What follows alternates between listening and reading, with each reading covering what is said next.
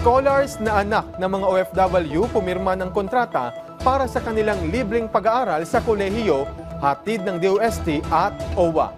Ang balitang pambansa mula kay Marcel Mamon Dasalia ng Radyo Pilipinas, Davao.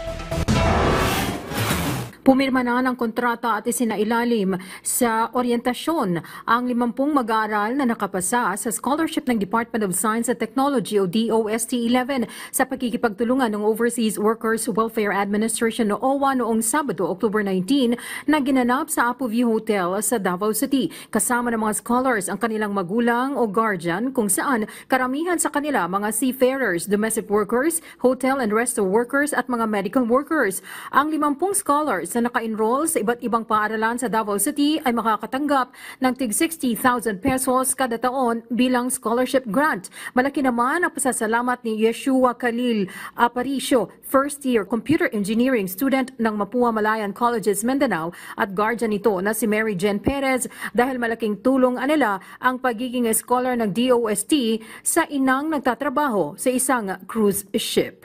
Mula sa Radyo Pilipinas, Davao, Marcel Mamon Dasalia para sa Balitang Pambansa.